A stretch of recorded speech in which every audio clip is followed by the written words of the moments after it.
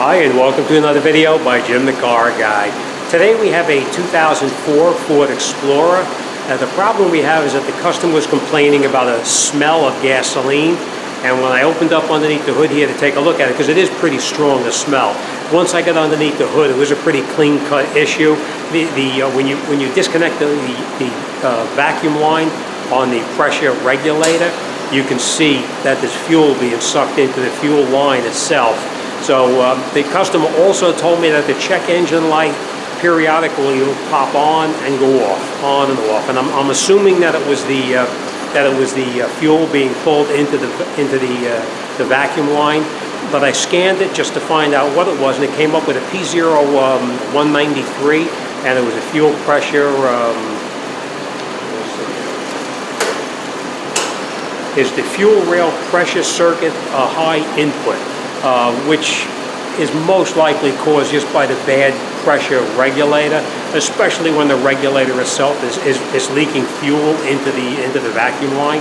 So, all right, let me bring you in there. I got the vehicle running right now, and the pressures are in the normal range. They're at like 49, 50, right in that range right there, and it's running pretty decent. And right now, I don't even smell the fuel. So let's get in there, and I'm going to show you the fuel pressure, and then I'm going to show you how to go about replacing the fuel pressure sensor on the rail. This one is actually not too bad. Some of them you have to take the upper part of the plenum off to gain access to it. This one seems like it's right in a location where you can get to it without pulling the plenum off, which is kind of unusual for these Fords, because the only ones I've ever seen, you got to pull the plenum off on it. But let me get in there and I'll show you where it's located, and then we're going to go ahead and replace it. And the first thing you want to do before you do anything, and that's why this truck is running right now. The reason the truck is running is because I'm going to disconnect either the fuel pump relay or the fuel pump fuse to let the vehicle run out of fuel pressure, so that way there will not be that much of a surge of fuel coming out when I pull the regulator out. Even though it's going to run out of fuel, you're still going to get a little bit of pressure coming out of there, so you want to make sure you're prepared.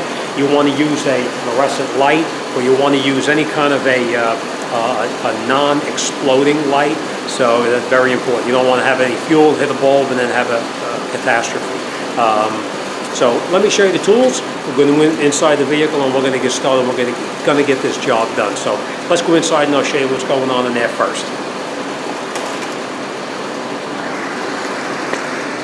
Okay, as you can see, you know what? Let's shut that down. As you can see, there's your fuel pump pressure right there, and it's in the normal range. It's not going crazy. I've seen them already where they're up to like 70 and 80 pounds, and you tap on the fuel pump regulator, and you'll see the pressure drop right back down. But that's not the case here. But we are going to change it because the fuel is actually being pulled into the vacuum line, and that's never good. All right, so first thing we're going to do now is we're going to go under the hood, and we're going to find out where. I'll show you. This is our regulator right up inside over here. That's where the regulator is located. As I said, most of the time they're underneath the plenum, but this one here is not. So let's go in the back, and we're going to find out where the fuse is to disconnect the fuel pump. Okay, so now we are actually in the, I'll back up a little bit and I'll show you. This is the central, or the battery junction box, and this is what it looks like underneath the hood. And here, we're going to go to the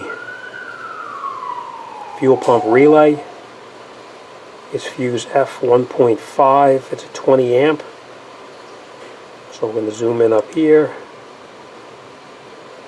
And there is the F1.5, that's the fuse, and then over here is the fuel pump relay. So we're going to take out that fuse right there, and we'll get the vehicle to stall out. So, all right, let's go outside, and we'll disconnect that fuse. Okay, this is our battery box right here. We're going to take this and open it up. You just lift up on this little tab, it comes right out. This is the fuse right here, so we're going to remove that fuse, and we'll see if the vehicle stalls out.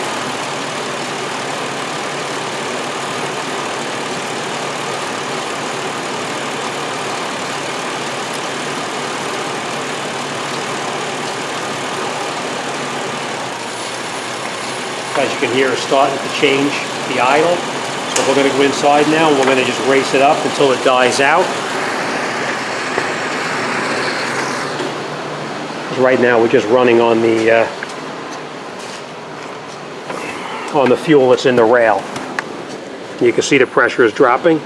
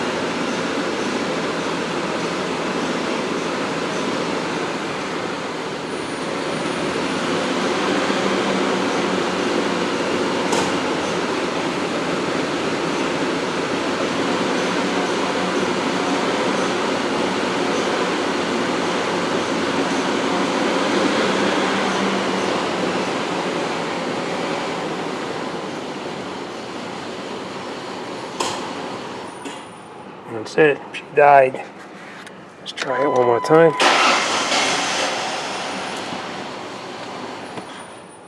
Okay. All right, so now we'll shut the key off.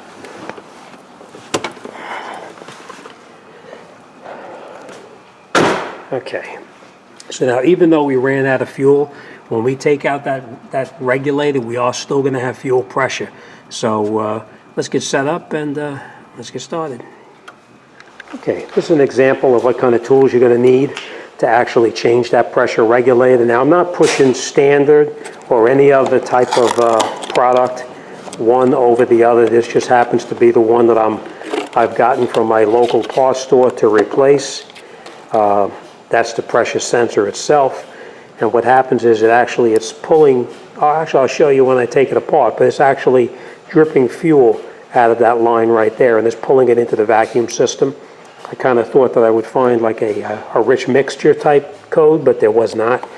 But that's the fuel rail pressure sensor, and as you can see, there's an O-ring right on there. So when you pull this out, we are going to get a little bit of gasoline squirting out. We have a pair of a very long ratchet. We have an extension with a 30 number 30 Torx on it to remove the Torx screws that are in there, a pair of needle nose pliers in case I drop something, and a screwdriver to actually push the vacuum line off, or a pair of pliers like that to push the hose off, whatever I can do. These are the non-exploding lights that we are going to use, because if we get any fuel on them, we never have to worry about anything. So we are going to use these two lights, and of course our fluorescent light, which is right there, so we can gain some light on the where we're going to be working. All right, so all right, let's get in there. I'll show you what we're going to do, and we're going to get this done. Look at the light. Okay. Now that is the sensor right down in here. We're going to take off that vacuum line right there. We're going to pull that. Okay. So this is the regulator right here. As you can see, we have a number 30 Torx here, and we have a number 30 Torx there, and we're going to disconnect that vacuum line right there, and then we're going to take that plug off inside here.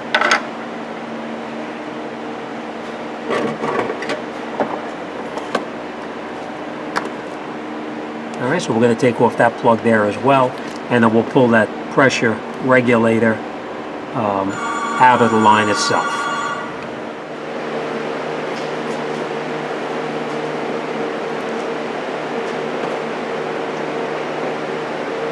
Okay, so the first thing we're going to do, let's move this out of the way so we don't drop this.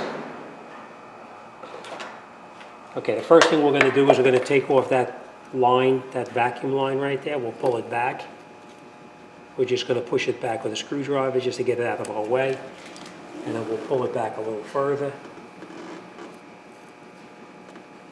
Don't know if you can see the fuel dripping out of that line, but all right.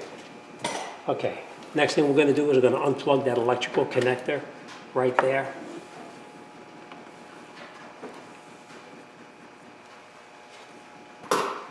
There's a little tab on the top that you need to push down. So we're going to push down on it, and then we're going to pull it out. Just like that. We're going to pull it back out of the way, just like this, so we don't get any fuel on it.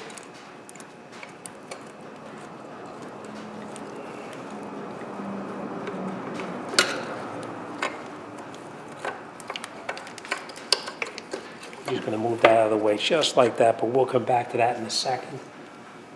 And then we're going to take out these two screws right here. Like I said, it was a number 30 Torx. Now you want to make sure you have a rag handy because you are going to leak fuel in there. So we're just going to crack these loose a little bit. Just like that.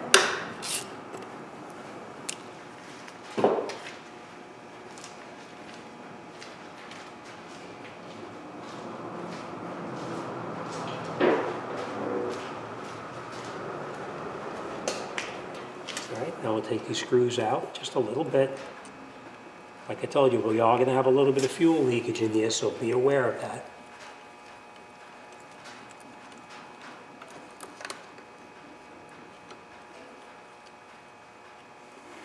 We're going to take this off to the side.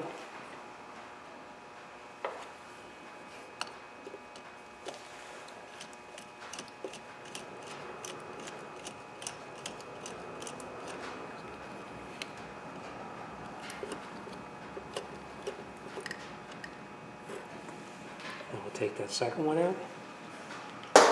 Now, just in case you couldn't get in there, you could use a magnet to lift them out if you had to.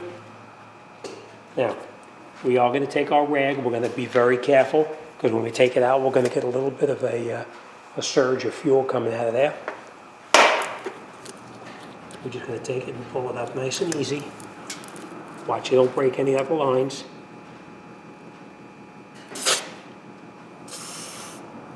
I don't know if you can hear that.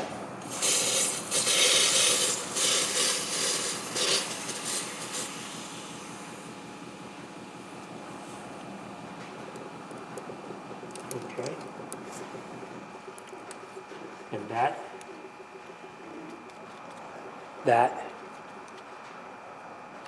is the fuel coming out of the vacuum line. Not that much, but it's coming out through there nevertheless. All right, so now this is trash. We're just going to grab a rag. We're going to clean up where the new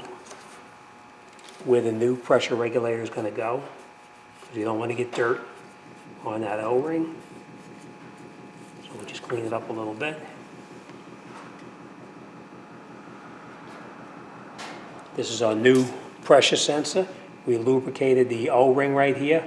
And now we're just going to push it down into the opening here.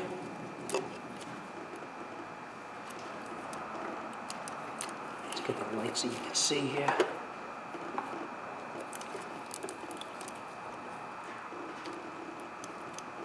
And it just slid right down.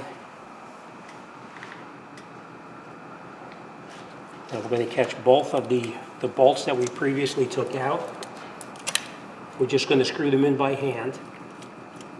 You want to make sure both bolts are caught before you tighten anything down.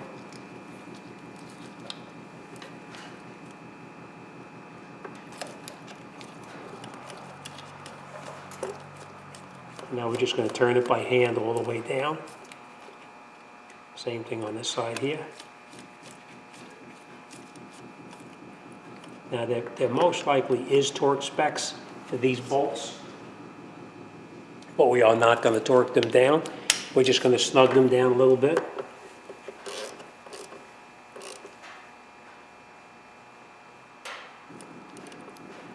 Now remember, you're going into it's plastic, the sensor. You don't want to crack it. All right. Next thing we're going to do is we're going to grab our vacuum line. And we're just going to put it on there. And we're just going to pull it.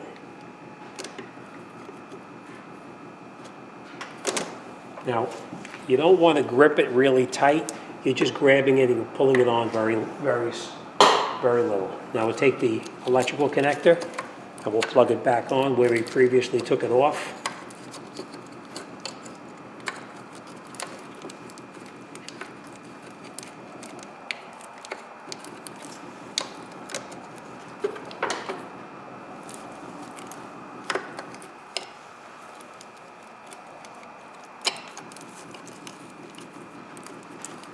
And when you put this on, you should hear it snap in place.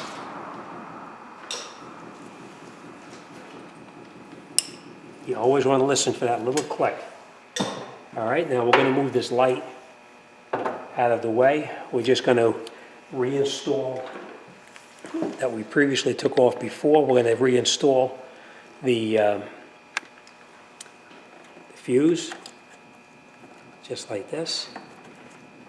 All right, now we're going to go in the vehicle and we're going to start it up, and we're going to make sure we have no fuel leaks from there at all.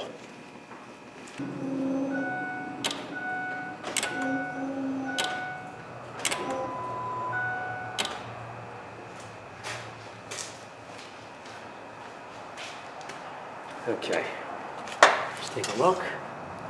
What I basically did was recycle the key 3 or 4 times just to get the fuel pressure back up.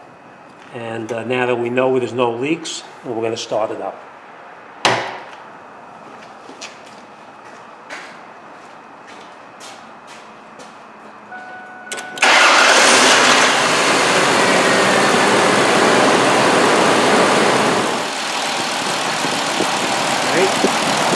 I'm going to make sure we have no leaks in there at all. As you can see, it's nice and dry. All right, let's go back in the vehicle and let's check the pressure.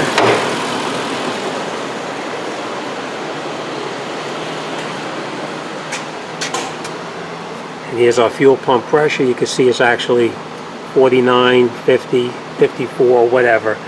All right, I did clear the codes out already. As you can see, there was no check engine light, but now we took out the code that was in there for the fuel pump. I'm sorry, I got distracted. Somebody's looking at me. So we did take the code out of here that was in here for the fuel pump, the P0193. So now we have no codes in there. So what we're going to do next is go underneath the hood and close everything up. All right, so that's it. We're all set. Everything worked out perfectly. When we put the pressure regulator back in, we lubricated this O-ring with some silicone before we put it back in.